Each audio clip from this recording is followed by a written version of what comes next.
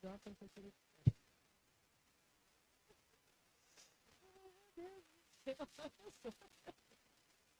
Mas vamos lá. Então, lembra que eu falei que eu ia pôr de novo a sentença? Que eu queria comentar algumas coisas.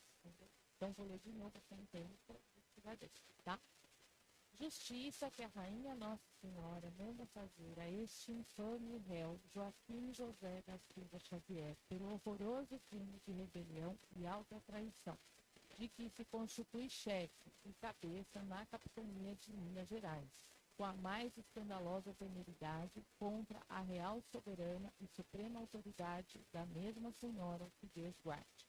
Então, assim, a rainha, era a rainha, ou o rei, era tido como o ser supremo ali no país, todo poderoso. Então, todos deviam honra, lealdade a esse rei ou a essa rainha. No caso, a rainha.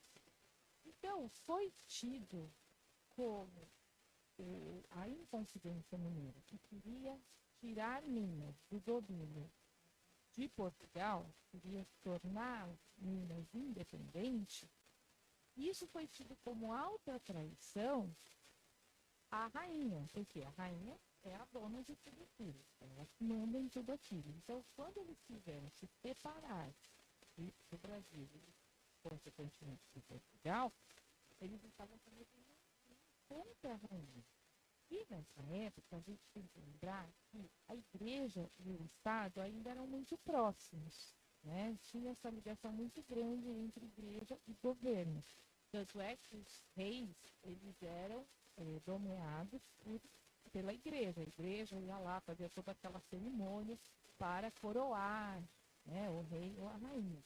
Então, era um crime, assim, absurdo você ir contra o rei. Por isso que eles colocam desta forma, né? E ele cometeu ali o horroroso crime de rebelião e alta traição. Porque ele, ao querer separar uma parte do território, ele estava indo contra, eles enxergavam isso como indo contra a própria rainha, tá? Então era como se fosse pessoal, com ela. Tá? Manda que com baraço e pregão, como eu falei para vocês, o baraço é aquela corda, né? E o pregão era tipo a sentença, o crime que eles cometiam. Seja levado às ruas públicas desta cidade ao lugar da força, e nela morra a morte natural para sempre, e que, separada a cabeça do corpo, seja levado à Vila Rica, onde será conservado em poste alto junto ao lugar da sua habitação, até que o tempo funcione. Vou parar aqui um pouquinho. Então, ó, ele tinha que andar nas ruas para que os outros o vissem, porque era para servir de exemplo, para que ninguém mais pudesse cometer um crime como esse. E ele estava sendo considerado como o chefe desse movimento. Mas a gente já viu que não, ele não era o chefe. E acabou sobrando para ele porque ele era o mais exaltado, ele era o que falava, então todo mundo sabia que ele era a favor daquilo.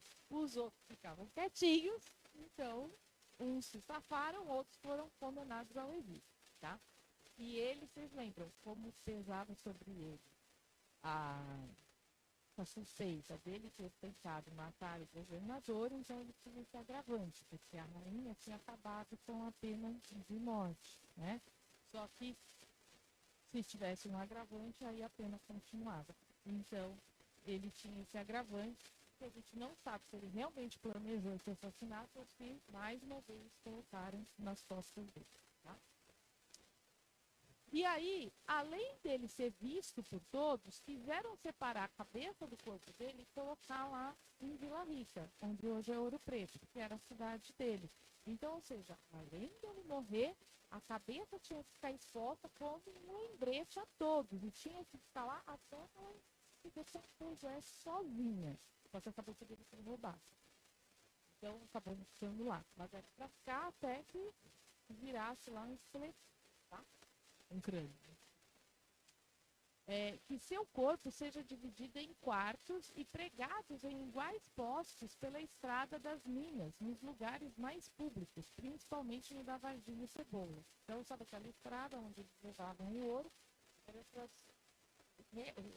partes do corpo dele ficarem expostos ali. Então, ou seja, todo mundo passasse ali para levar o ouro e ia falar, ó, tenta fazer alguma coisa que olha o que vai acontecer com você, tá?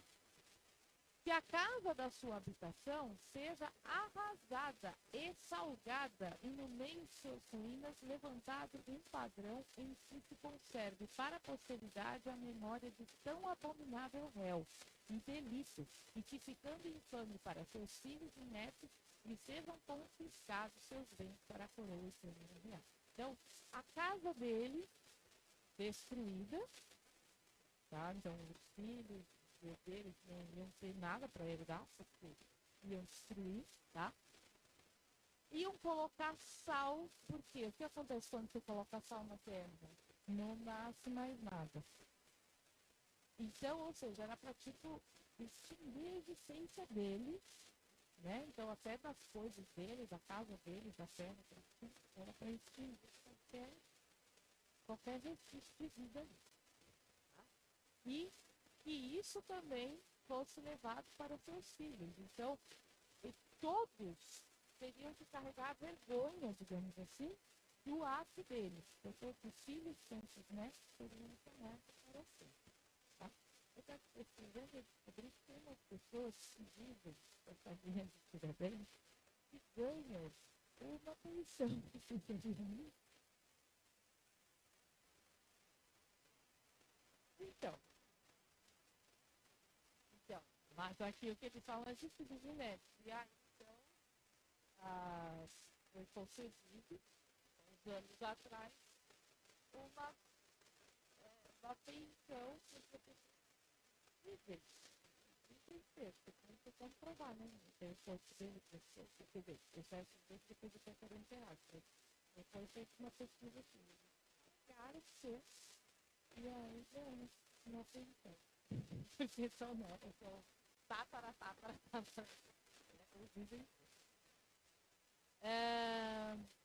Então ainda coloca aqui, ó, que ele, né, é um abominável réu. Então, ou seja, né, algo assim, terrível. E então todos os bens que ele teria foram confiscados para a coroa. Tá? Isso então, 25 de abril de 1892, daí se comemora o dia do cidadão. É o dia do povo total. Bom, aí, no caminho para a execução, Tiradentes parou na igreja de Nossa Senhora da Lampadosa, onde ele foi encercado no Rio de Janeiro, em Minas. Ele estava lá, foi preso lá e foi encercado lá em Minas. Então ele tinha essa igreja de Nossa Senhora da Lampadosa, e ele, no caminho, passou por essa igreja e ele entrou para fazer a sua oração. Foi permitido a ele entrar e orar para sempre. Seu corpo foi salgado e espalhado, porém sua cabeça logo sumiu e as outras partes foram sumindo. Então, alguém roubou a cabeça dele logo. Então, aí depois ele acabou, ó, em segredo, seu corpo foi enterrado no papel de Santana e Cebola, significa de paraíso do Chile, Rio de Janeiro. Então, de fato, ele fez isso. Então, alguém, provavelmente, escreveu, recolher, e aí enterrou lá, depois que ele enterrou, tá? Então, primeiro tiraram a cabeça, depois tiraram.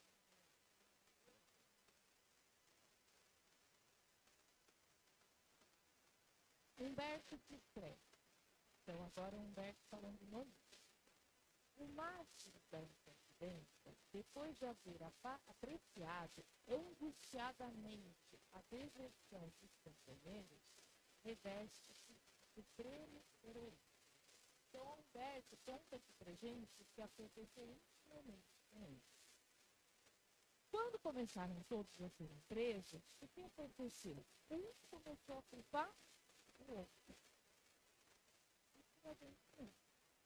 Porque quando ele viu o que os companheiros dele estavam fazendo, ele viu essa partida. Porque imagina, as pessoas que estavam junto com ele numa sala,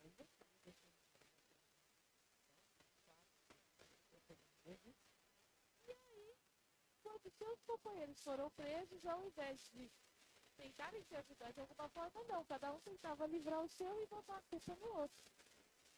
Então ele ficou angustiado com isso, né? E aí ele falou, tá bom, eu vou assumir isso aqui. Né? Então ele não tentou jogar a questão nele. Ele não ele, sabe, ele tinha feito aquilo? Sim. Ele queria fazer para bom? Ele não queria. Seu coração sente uma alegria sincera pela expiação cruel que somente a ele fora reservada, já que seus irmãos ideal continuariam na posse do sagrado tesouro da vida. Então, ele foi o único condenado à morte. Os outros foram condenados ao deserto. Mas, apesar de toda aquela situação, ele ficou angustiado de ver a atitude dos seus companheiros, mas ele sentiu uma alegria no seu coração. Aí a gente vai falar, como pode ter sentido uma alegria? A gente vai ver porque isso, na realidade, ele necessitava passar por aquilo porque era uma expiação por conta de atitude. Então, ao reencarnar, ele já sabia que ele teria que expiar daquela forma. Então, apesar de ter tristeza de sofrimento, ao mesmo tempo teve alegria, porque intimamente ele sabia que ele estava expiando, ou seja, ele estava se libertando de algo errado que ele fez. As falanges de Ismael lhe cercam a alma leal e forte, inundando-a de santas consolações. Ele não estava sozinho.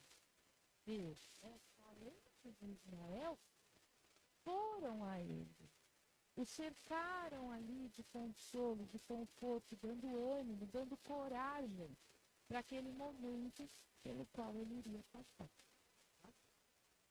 Tiradentes entrega o espírito a Deus nos suplícios da forca a 21 de abril de 1792. Então, quando ele passou lá na igreja, ele orou, ele sentiu provavelmente esse conforto, esse consolo espiritual e foi, né?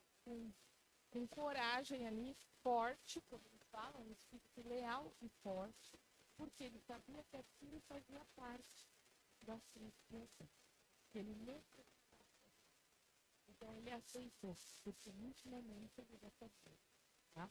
E aí não estava sozinho, estava com os espíritos da falange de Ismael ajudando ele a passar por isso. E aí ele se entrega ali naquele momento da força, ele entrega realmente. Um arrepio de aflitiva ansiedade percorre a multidão no instante em que seu corpo balança, pendente das traves de cada pau, no campo da lâmpada. Então, quando tinha esse corpo,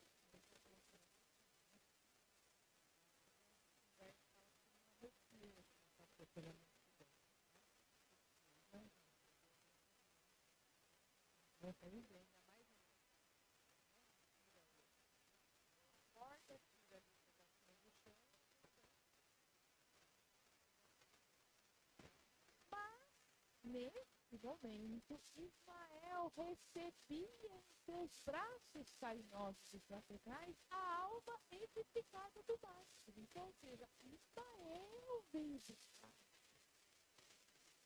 Além de mudar suas falanges, veio buscar.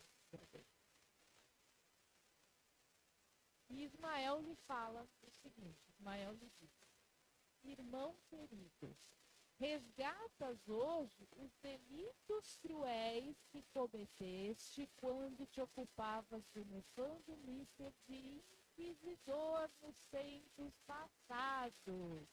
Ele tinha sido um inquisidor, mandou matar muita gente.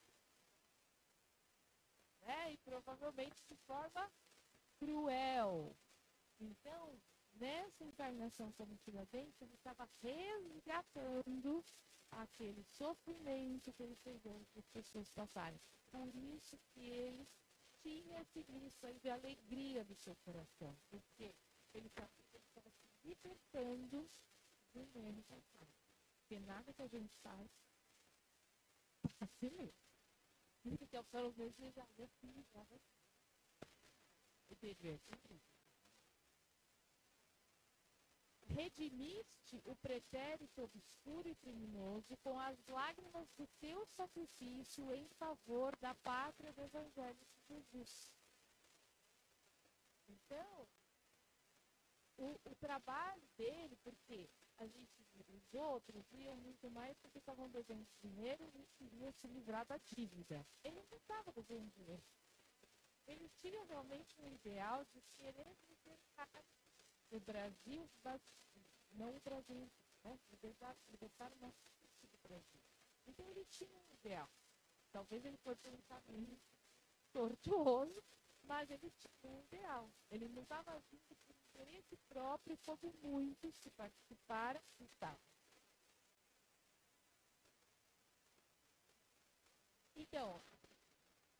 Então, como a gente viu semana passada, ele era de uma família rica, só que como os pais morreram, os irmãos acabaram se endividando. Então, assim, ele não era pobre, mas também não era rico. Tinha pessoas muito mais ricas nesse grupo aí que ele conhece, né? Mas ele fazia por um ideal, porque ele não tinha dívida. Igual fazendo alguns mineradores, tinham dívidas que tinham que pagar lá a questão do imposto, né? Ele não tinha. Mas então ele foi por um ideal.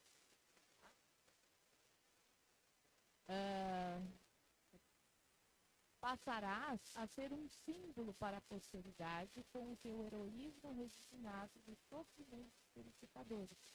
Porque, novamente, ele tentou culpar alguém, ele tentou jogar culpa.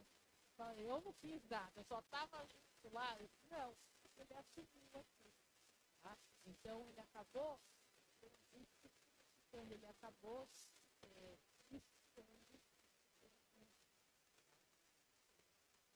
qual novo gênio surge para repargir bênçãos sobre a terra do cruzeiro em todos os séculos do seu futuro? Ou seja, ele se tornou um dos protetores do Brasil.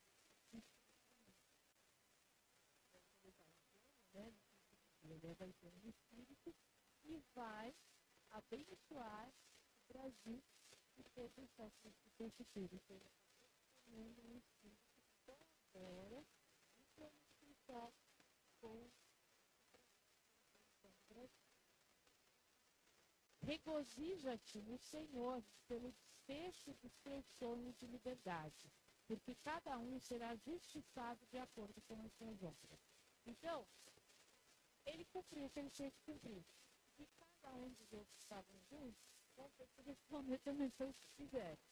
Então, é aquela história, cada um faça a sua parte. O outro vai responder pelo outro. Você vai responder pelo seu. Então, não se preocupe com os outros, tipo, mas os outros fizeram e não estão tendo o resgate disso. Não, mas todos são responsáveis. Cada um será justiçado de acordo com as suas obras. Se o Brasil se aproxima da sua maioridade como nação, ao influxo do amor divino, será o próprio Portugal quem irá trazer até ele todos os elementos da sua emancipação política, sem o êxito incerto das revoluções feitas à custa do sangue fraterno, para multiplicar os órgãos e as viúvas na face sombria da terra. Olha o que ele fala aqui. Vai se tornar independente. Vai ser uma nação independente. O próprio Portugal vai libertá-lo. Não será através de lutas, de guerras e de revoluções. Porque a revolução que eles queriam fazer, que a Conferência Mineira queria fazer, seria a custa de batalhas. Muitos morreriam, deixariam crianças órfãs, deixariam mulheres viúvas. E não é isso que Jesus quer para nós. Então, o Brasil não foi e nunca será, ele teve pequenas batalhas, teve pequenas guerras, mas nunca será um país onde haverá algo como a gente vai ver da Revolução Francesa. Não, não vai ser. Porque esse tipo de luta, esse tipo de guerra, esse tipo de batalha não cabe no Brasil.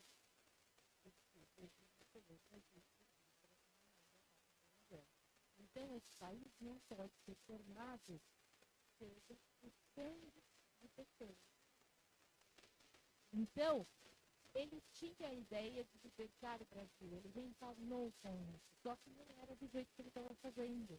Não ia ser através de uma revolução. Não é desse jeito. Ia chegar um momento onde o próprio país, Portugal, iria dar a liberdade, a independência ao Brasil. Assim como teve. E a independência do Brasil veio pelas mãos de quem? Dom Pedro I, português.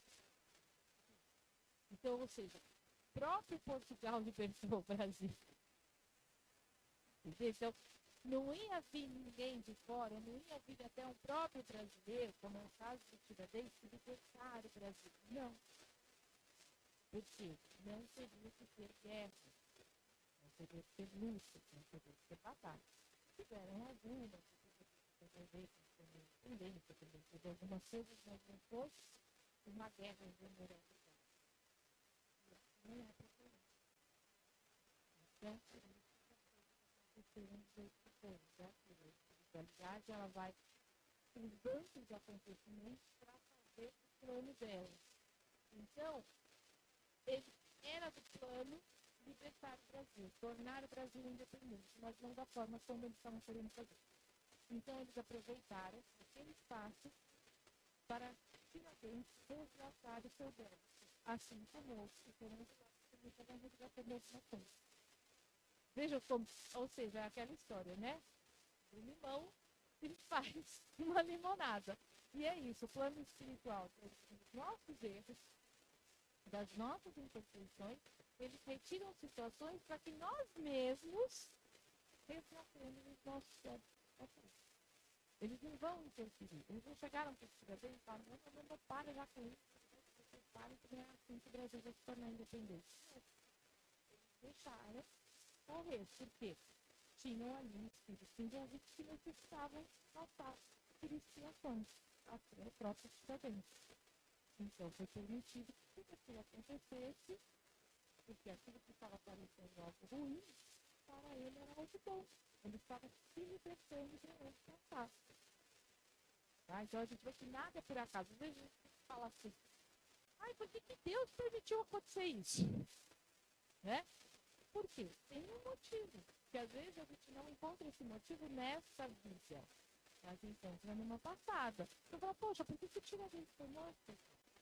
Mas em outra vida ele foi um inquisidor, cruel. Então ele tinha débitos. Muitos. Por isso que ele resgatou dessa forma. Tá? Então, nada é por acaso. E ninguém é totalmente vítima assim. Quem hoje é vítima, um dia já foi salvo.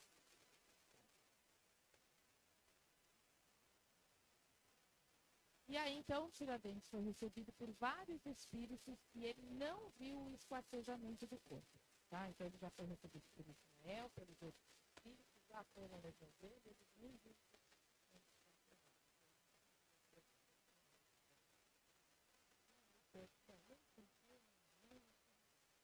Já foi levado. Humberto, então, finaliza falando. Daí, alguns dias, a piedosa rainha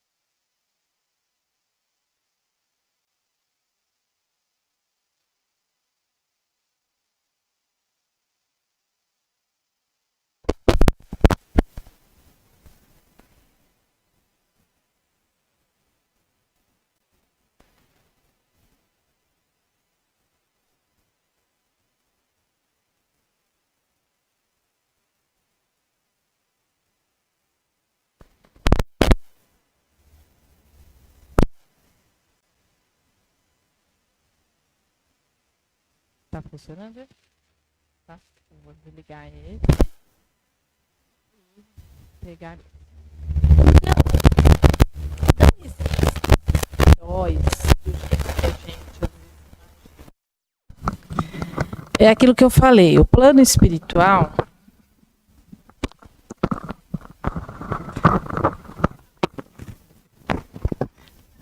Dá para ouvir assim? Então deixa aqui, eu seguro aqui. O plano espiritual, ele acaba usando as situações para ir encaminhando a gente, a humanidade, naquilo que eles esperam. Nem a gente, na maioria das vezes, não faz do jeito que eles querem. A gente acaba dando muitas voltas para chegar onde eles desejam. Só que como nós temos o livre-arbítrio, eles permitem isso. Porque eles não podem interferir. Eles não podem chegar e falar, não, ó, queridos, aqui o caminho é mais reto, vai por aqui. Porque se a humanidade está querendo dar uma volta aqui para depois ir lá, eles permitem. O importante é chegar lá. Tá? Então, o Tiradentes, ele tinha uma missão. Ele tinha uma missão e ele tinha um resgate. Ele conseguiu fazer o resgate. A missão, ele também deu umas voltinhas aí. Né? Porque é o que o Ismael fala. Não era pela luta, não era pela revolta. Não era com brigas, com guerras que vai ocorrer a libertação do Brasil. Não é desta forma. Então, até hoje a gente vê que o nosso país passa por situações que a gente fala, mas por quê, né? Mas tem um porquê. Tem um porquê. Ali tem um resgate, tem uma expiação de um grupo, de uma pessoa. E nós, se nós passamos por isso, é porque nós também precisamos. Né? Às vezes nós não somos personagens assim da história que tem um destaque, mas todos nós fazemos parte dessa nação. Então, quando a gente passa por esses problemas, nós também estamos espiando alguma coisa, tanto coletivamente quanto individualmente. Então, tudo tem um porquê. Então, o que a gente tira disso? Tiradentes não foi nem um herói, assim, porque na realidade ele era mais um no meio daquele movimento, ele só acabou levando toda a culpa, tá? Mas ele também não era um vilão, ele era um espírito que tinha resgates de outra vida e por isso ele desencarnou daquele jeito. Era necessário, tá? Então, assim, não é que também ele foi uma vítima, ele estava recebendo o retorno daquilo que ele fez. Tá? Bom, e agora então, onde eu enfiei o negócio? Ah, tá aqui. Vamos começar da...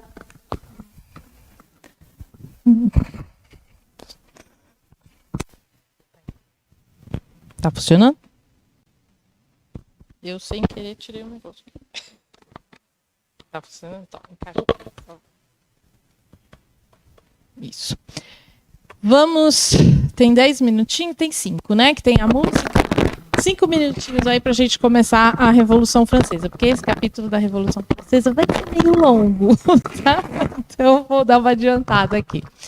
Bom, Humberto inicia esse capítulo falando o seguinte: em 1792, Dom João assumia a direção de todos os negócios do trono português, em virtude da perturbação mental de sua mãe, Dona Maria I, época de profundas transições em todos os setores políticos do Ocidente.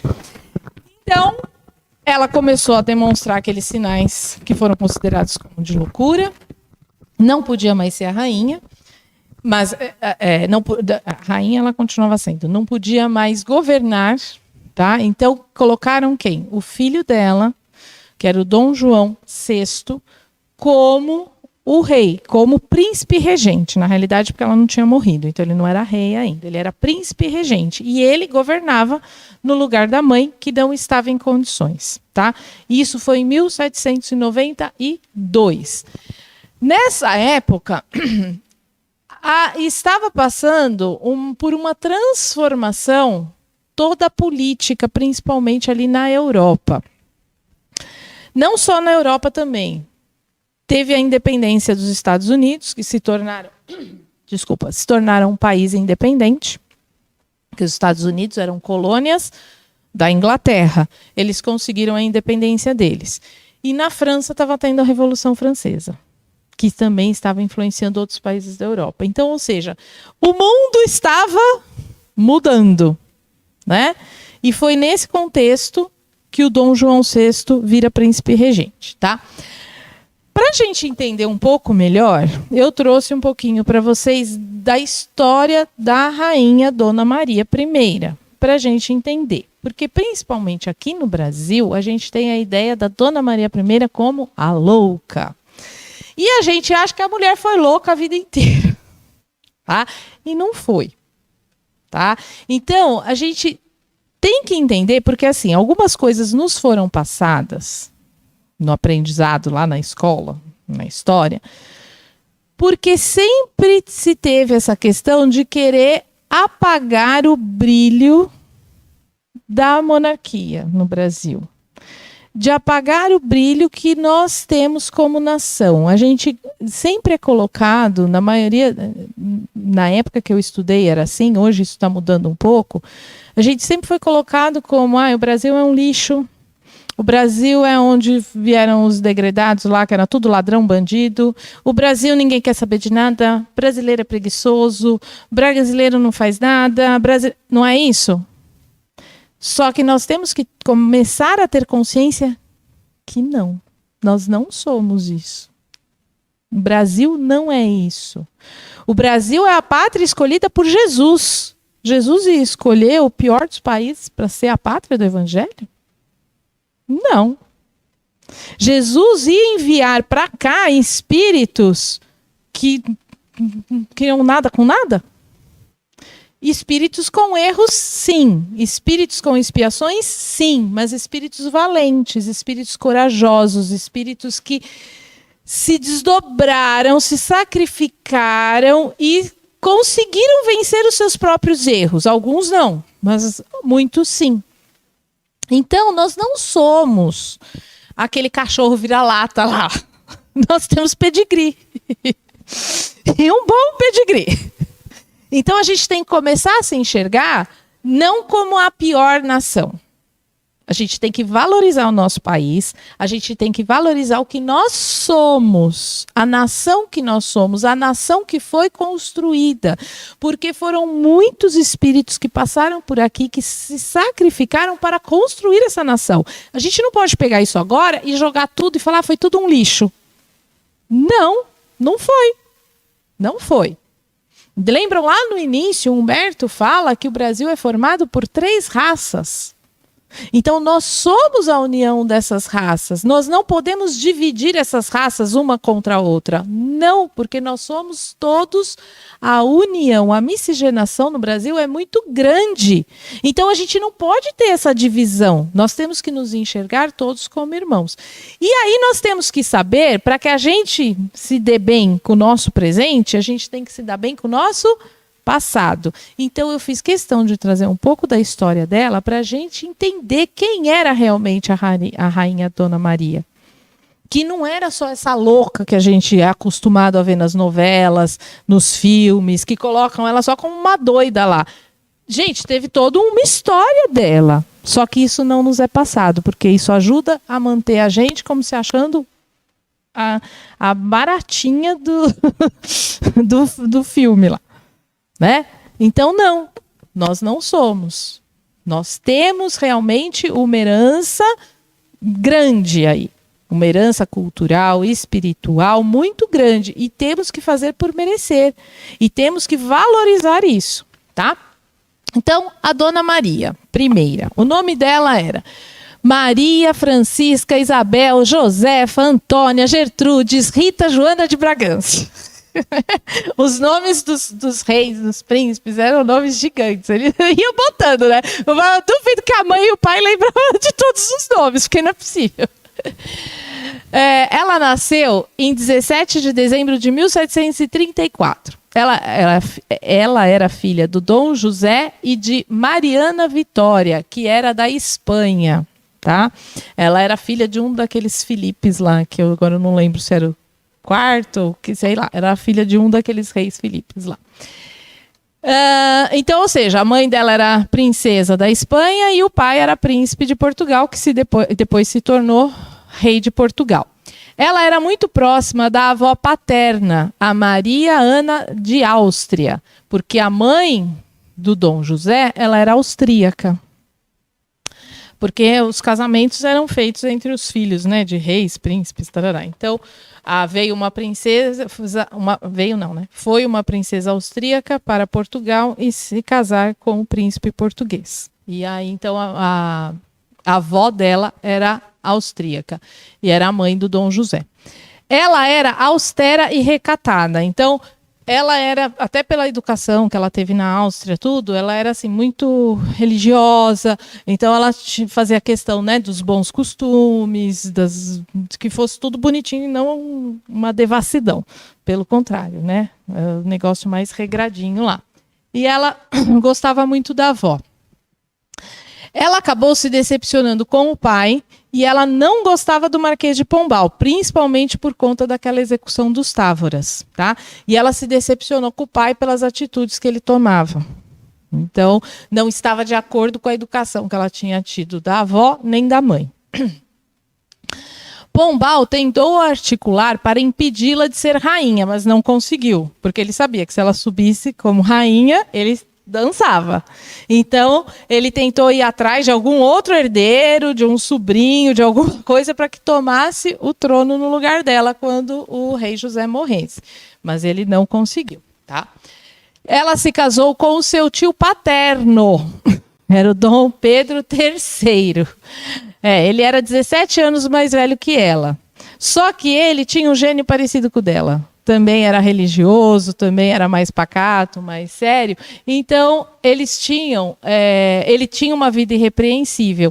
Então, eles formaram assim um casal que deu certo, porque os dois, apesar da diferença de idade, pensavam da mesma forma. Só que ele era tio dela, tio mesmo, né? E aí, por conta disso também, eles tiveram 6 filhos, mas 3 morreram bebês e 2 morreram jovens, porque aí entra também a questão da genética, né? Quando o parentesco é muito próximo, os filhos às vezes acabam nascendo, mas logo morrem porque acaba tendo problemas. E ela perdeu 3, quando eles eram bebês ainda. Um tinha 3 semanas, o outro tinha 1 mês e o outro tinha 2 anos. Tá? E 2 morreram jovens, com uma princesa com 20 anos e o príncipe com 20 e pouquinho. Tá? Então, ou seja, ó, quantas mortes teve na vida dessa mulher. Já o fato de perder 5 filhos, né? É para deixar qualquer um doido, não é? Então, pois é.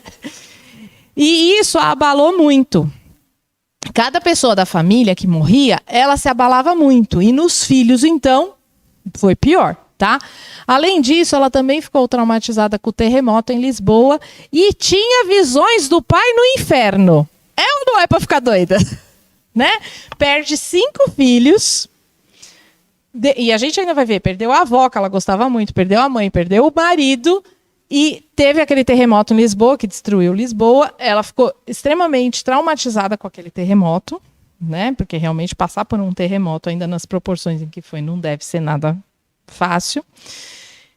E, além disso, ela tinha visões do pai no inferno. Então, isso acabou contribuindo tudo para que lá na frente ela acabasse tendo os problemas que ela teve, tá? Tem mais uma frase aqui? Ou tem. Ela assumiu o trono em 1777 e seu primeiro ato como rainha, iniciando um período que ficou conhecido como a viradeira, foi a demissão e exílio da corte do Marquês de Pombal. A primeira coisa que ela fez foi exilar esse homem, mandá-la fazer o julgamento e tirá-lo de lá. E esse período ficou como viradeira, porque ela tentava mudar tudo aquilo que o Pombal fez. Tudo que o Pombal fez, ela tentava desfazer. Por isso ficou conhecido como viradeira, né? Dava uma virada, tá? Durante a Revolução Francesa, ela acolheu vários nobres fugidos da França e ela também tentou salvar o rei Luís XVI, que era o rei da França. Ela tentou arquitetar um plano para tirá-lo da França para ele não ser morto, mas ela não conseguiu. E aí depois ele também foi decapitado. Então vocês vejam como ela se preocupava também. Tanto ela acolheu esses nobres, quanto ela tentou salvar o rei de lá. Então, por isso que ela era conhecida em Portugal como a piedosa, né? É que aqui ficou conhecida como a louca, porque quando ela veio para o Brasil, ela realmente já não estava nas suas faculdades mentais normais. Mas lá em Portugal, por tudo que ela fez, ela é conhecida como a piedosa. E aqui ela viveu 8 anos. Então, assim, o que vale? Os 8 anos de vida de uma pessoa ou o que ela fez antes? Né? Então, o correto será ela ser conhecida como a piedosa, não como a louca, apesar da gente conhecê-la assim. Vou parar aqui, que agora acabou passando do tempo, né? A música que eu trouxe hoje, eu trouxe justamente por conta disso tudo que a gente está vendo, assim, que chama Os Que Te Ferem. Então, a própria situação do Tiradentes, né? Ele passou por esse... Não é tortura, né? É um crime também, né? O que foi feito com ele é um crime. Tirar a vida de uma pessoa, mesmo que seja por lei, né, permitido, é um crime. Então, ele acabou passando por esse enforcamento, passou por tudo aquilo, só que, como a gente viu, ele estava resgatando algo. Então, ou seja, tudo tem um propósito. Até aquelas pessoas na nossa vida que às vezes nos prejudicam, ou nos magoam, ou nos chateiam, tem um propósito aquilo, tem um porquê, tem algo ali que a gente tem a necessidade de passar por aquilo, de resgatar alguma coisa. Só que, assim como ele, nós nunca estamos sozinhos. Né? Deus está sempre com a gente, nossos mentores, nossos anjos da guarda, sempre vai ter algum espírito ali amigo para estar conosco, nos auxiliando a passar por aquilo. Porque às vezes a gente tem a necessidade de passar. Mas qual é a diferença? Passar bem ou passar mal? O Tiradentes podia ter se revoltado, podia ter se desesperado, mas não. Ele aceitou aquilo, porque inconscientemente ele sabia que ele precisava passar por aquilo. Era um resgate.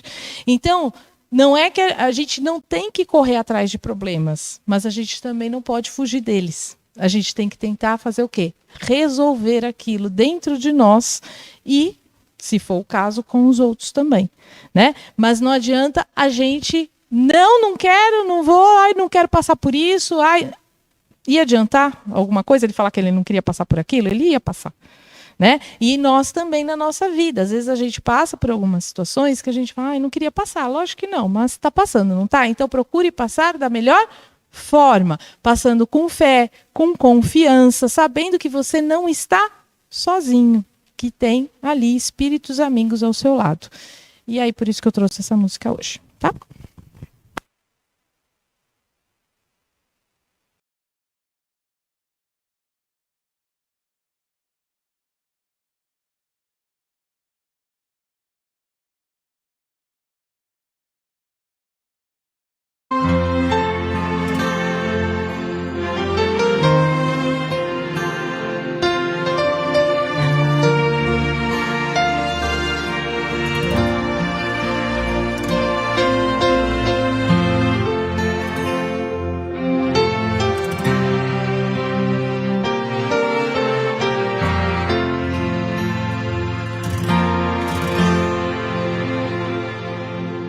Tanta gente disse que eu não iria conseguir.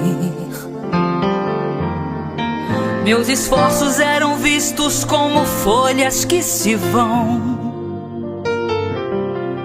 E por muitas vezes eu pensei até em desistir. Mas Deus me viu e disse não. Uma lágrima sempre molhava meu sorriso. Não sabia mais como administrar meu coração. E por muitas vezes eu pensei até em desistir. Mas Deus me viu e disse não. Não vão te derrubar, não vão te destruir. Contigo eu vou lutar, fui eu que te escolhi. Não vão te derrubar,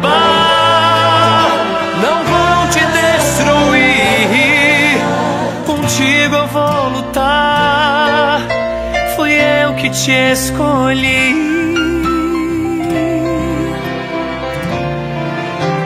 Deixa falar o que quiserem, Deixa eu curar os que te ferem. a tua vida é luz, eu te chamei para brilhar. E se der certo, a glória é minha. E se não der, continua minha. Eu sou o teu Senhor, te separei. E na hora certa eu vou te honrar. Eu vou te honrar. Uma lágrima sempre molhava meu sorriso. Não sabia mais como administrar meu coração. E por muitas vezes eu pensei até em desistir. Eu pensei, mas Deus me viu e disse: não. Não vão te derrubar, não vão te destruir. Contigo eu vou lutar. Fui eu que te escolhi. Fui eu que te escolhi. Não vão te derrubar, Não vão te destruir. contigo eu vou lutar. Fui eu que te escolhi.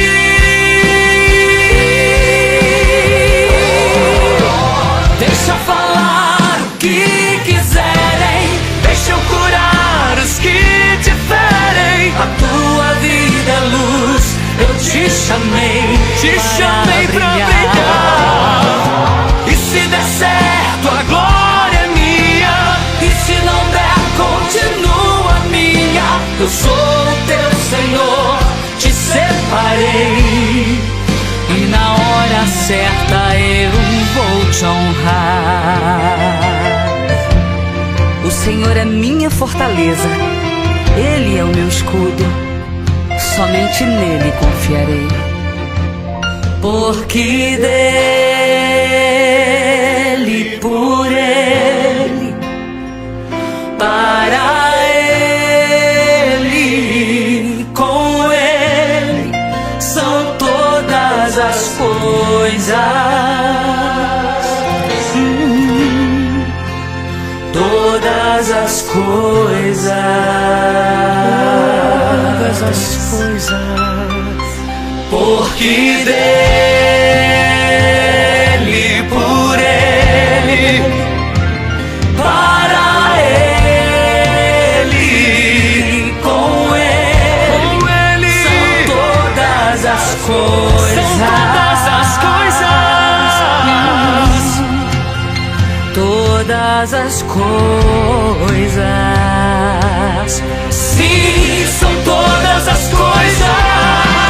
Deixa falar o que quiserem. Deixa eu curar os que te ferem. A tua vida é luz, eu te chamei para brilhar. E se der certo, a glória é minha. E se não der, continua minha. Eu sou o teu Senhor, te separei. E na hora certa eu vou te honrar. Meu filho, eu te chamei. Meu filho, eu te chamei. Te separei. Te separei. E na hora certa eu